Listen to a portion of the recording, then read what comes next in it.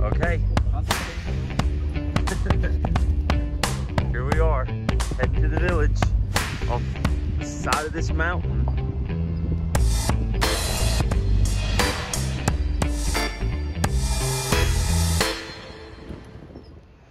Hey, so today is a little bit different.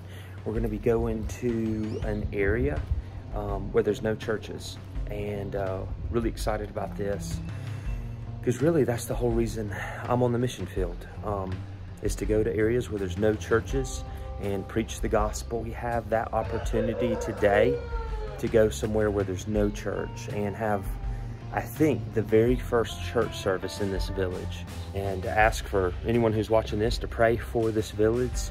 I'm going to try to pronounce it. It's in the indigenous language, Chu'it-Sut. And so yeah, that's where we're going today.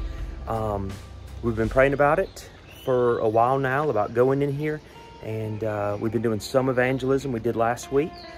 And so yeah, this is going to be the first church service in this area. We feel it is important to plug into a local church, and so since we got here to Guatemala, we were looking for a local church to plug into, and we found one.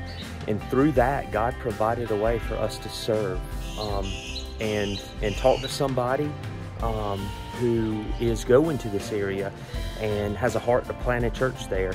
And he was looking for some help, and then through the sovereignty of God, we met each other and started talking, and he was like, man, I definitely need some help for planting a church. I was like, man, I'd be happy to help. I would love to help.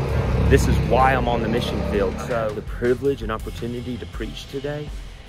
And so what I'm going to do is, I've been praying about it, and I feel led to preach on the attributes of God, and in Psalm 113, about how he's eternal, he's sovereign, he's above everything, but he also cares for the lowly.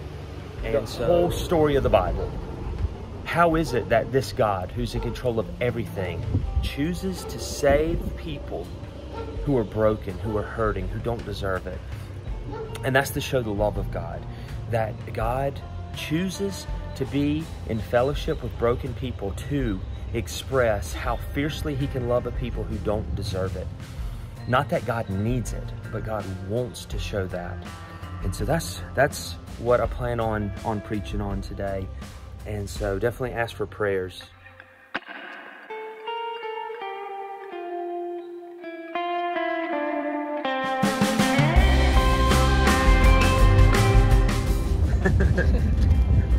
Here we are, heading to the village off the side of this mountain.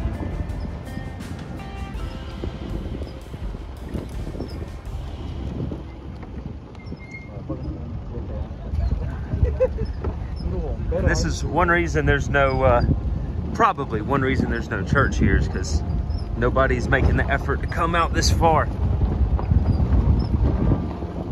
But Christ has paid for all villages, all languages, all towns, and we get the opportunity to go and tell them that Christ died for them, and that he is going to redeem every village, every nation, for his glory and his kingdom.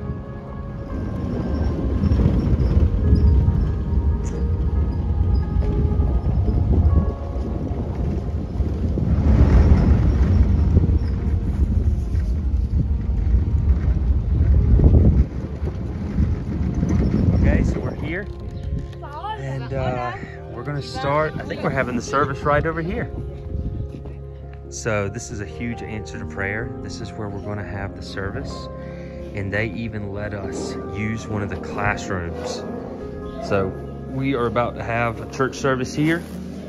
I think the very first one ever. And they're letting us use the classroom. That's a huge answer to prayer. Okay, so this village is really remote, and they actually speak another language. This is an indigenous, an ancient American language that is called Quechua. And so you'll see in this video, it's actually being translated English to Spanish to Quechua.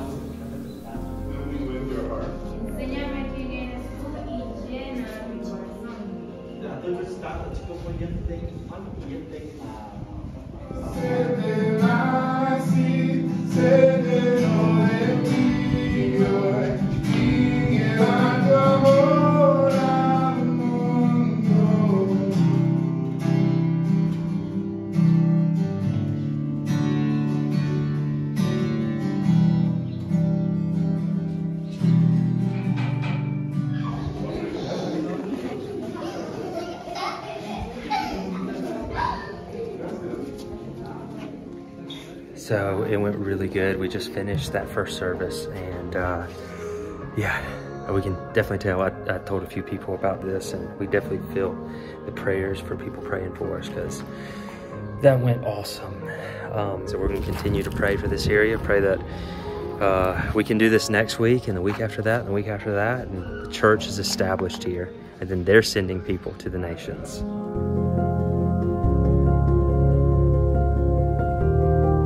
All right, so this first service, I think ever in this village, is letting out. We got to be a part of, and now we're heading back down the mountain. All right, leaving the village. Man, that was awesome. Had a great service. Awesome. Coming back next week, we have permission to do another one, so looks like God's paving the way for a church to be planted here.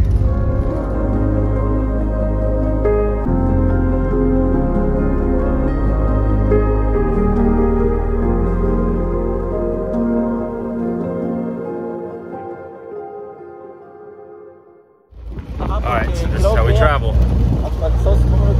Back of the truck.